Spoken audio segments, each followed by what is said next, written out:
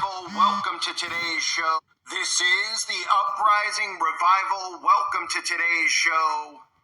I'm sure some of you have heard about this goat yoga, and I want to talk about the normalization of goats.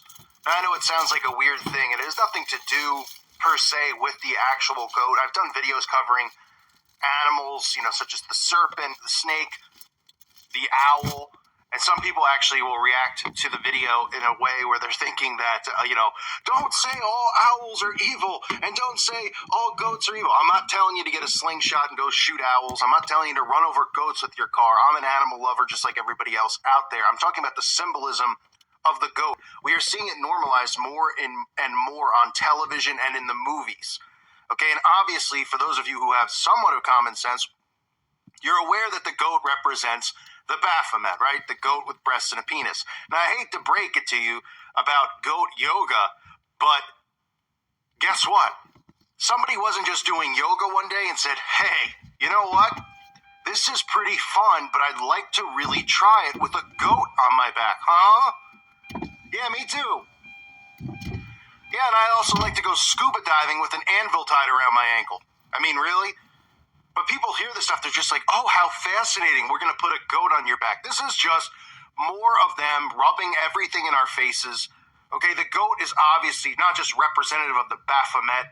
The goat is representative of Satan, right? And we know of Aleister Crowley's obsession with the goat. Okay, in his book, The Magic of Aleister Crowley, a handbook of the rituals of Thelema, he talks about the lust of the goat. He says, the I, Satan, my Lord, the lust of the goat. He talks about how thou goat exalted upon earth in lust. This is what it represents. And suddenly you see this rise in celebrities from Kevin Hart to Kate Bosworth. All these people are practicing, goat yoga, and they're trying to make this like a normal thing. Now, I've covered yoga before, and people have been offended by the fact that I've talked about how yoga is occultic. And they go, no, you're just out of your mind. It really helps my back. Well, don't kill the messenger, okay? I mean, when Aleister Crowley's got a book, he's got many, many books on all of these rituals, these satanic rituals of summoning demons. And one of the books he's got is about yoga and how he uses yoga as a practice to open these gateways, okay? So just because you practice it doesn't mean that you're a Satanist or something like that, but it's probably best to avoid these types of exercises and routines because they're not really exercises. There's a reason that this stuff becomes, well, I shouldn't say they're not really exercises, but there's more of a spiritual meaning behind it, right? That's why they do yoga and meditation and all this stuff, right? And I've covered it before in videos, but there's a reason it became so normal, right? And everybody does yoga now. It's like if you don't do yoga, something's wrong. You have men doing yoga, women doing yoga. They normalize all this stuff. Remember, I constantly am talking about this, normalizing cannibalism, normalizing all of the rituals and the practices of the occult, from the small rituals from Freemasonry all the way up, to the normalization of the stuff that we're seeing go on now with children and how the children are now, treated as adults in these television shows. The children are lecturing the parents and all that stuff. So take a look at this demon here. This is Leah Hersig, okay? I'll read you a little bit about who she is, but she was considered or consecrated as Aleister Crowley's Babylon, his Scarlet Woman, okay? And she wrote in her 1921 diary, I dedicate myself wholly to the great work. I will work for wickedness. I will kill my heart. I will be shameless before all men. I will freely prostitute my body to all creatures. Sounds like a wonderful person, right? I mean, talk about disgusting, disgraceful. This woman is rotting in hell, that's for sure. But what's important to note about this woman, as she was Aleister Crowley's, Babylonian prostitute, is that when they were in Crowley's, the Abbey of Thelema, which I believe is in Italy, which is still up, which should be burnt to the ground. They partook in rituals that involved pedophilia and all sorts of things. And this woman would sleep with and perform these black magic sex rituals with just about anything, including bestiality. And one of the rituals that was performed was her having sexual intercourse with a goat. Okay? And they've tried to discredit this. They've tried to say, oh, no, that's a myth of Aleister Crowley, like they do with everything else, right? They come out with all these articles like Vine and Oh yeah, they talk about how people have just made these up. These things didn't really occur. He wasn't really into pedophilia, even though his books talk about it. He wasn't really into bestiality. Of course he was. There's no doubt that he was. So the goat, which represents the devil, was used in these black magic rituals. And this isn't the only place that we see the goat. But I want to point out how you're seeing repetition now with the goat everywhere, right? So not just goat yoga. What else are we seeing? Okay, we've seen things such as I pet goat, right? Goat supposed to represent the greatest of all time. So in sports, for anyone out there who watches sports, they'll say that a certain athlete is the GOAT. Okay? The word GOAT itself, which I even slip up on this sometimes because it's just hard to get the repetition that we've all been trained, into our heads to get it out of our heads. But a kid is a child, okay? Informally, it's also known as a young goat. The word kid, right? And we always say kids or kid. It represents a young goat. There's a reason that they've normalized that word. Let's not forget that George Bush, before the ritual on September 11th, was reading that book about the goat. Off the top of my head, I forget what it was called. I believe it was My Pet Goat, right? And he was reading that book right before the ritual. And of course, he's supposedly, which I believe is 100% true, the grandson of Aleister Crowley.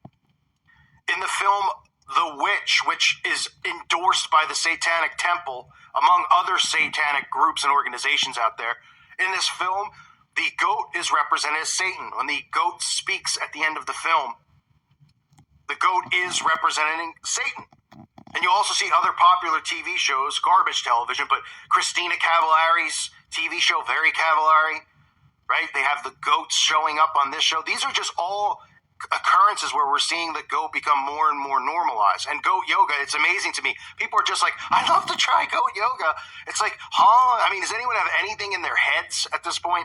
Sure, let me try doing exercises with a goat on my back. I mean, and they think there's like nothing to it. Like some person suddenly was like, hey, wouldn't it be funny if, you got in the downward dog position and we put a goat on your neck? Oh, yeah. And then suddenly all of Hollywood is doing it.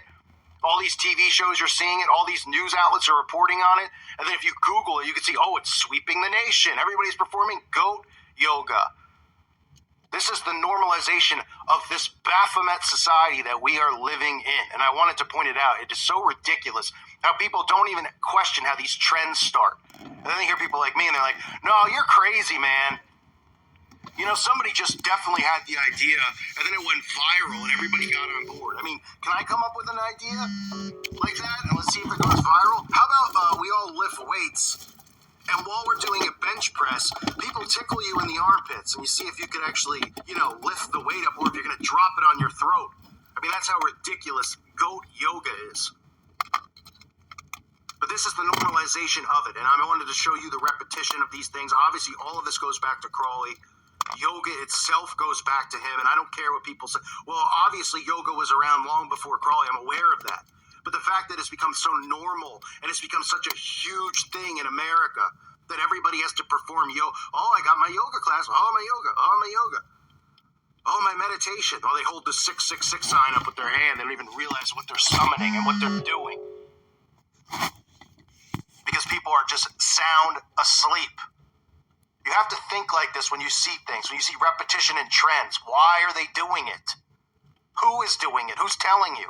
You got Kate Bosworth, Kevin Hart. Why are these people suddenly doing goats? Oh, because we're all supposed to laugh and think it's funny? Like it's hilarious that somebody's doing push-ups with a goat on their back? I mean, it's ridiculous. And it's all right in our faces. This Baphomet society, it makes me so sick to my stomach to see these people, to see how they just get away with this stuff, and then see how dumbed down our society is because they just go, oh, come on, man, you're being a hater. You're come on. That doesn't make any sense. Yeah, but it makes sense to do yoga with a goat on your back. Give me a break. And again, I'm not condoning anything negative towards the goat, the animal itself. There's obviously a reason that they chose the goat and their belief in Crowley's belief that the goat represents lust and represents Satan. Okay? But just like the owl represents knowledge, it doesn't mean if you see an owl, you just throw a rock at the owl. Of course not. But these signs and these symbols, these animals that they adopt and then they use for their rituals. And the goat is used in a lot of their black magic rituals. The goat is usually the animal that they slaughter in these rituals, right? They slaughter sheep, they slaughter goats, they slaughter all kinds of animals, depending on what coven it is. If it's witches involved who pretend that they don't do this stuff, or Satanists. But just be aware of the stuff that you see getting pushed through the television and why it's there and what they're trying to do. Because they are trying to, they aren't just rubbing stuff in. They're normalizing these things. And if you have eyes to see and ears to hear, you should be able to see all this stuff, especially through repetition, because that is how they get people on board and under their control. I thank you for listening to today's show. God bless all of you and your families.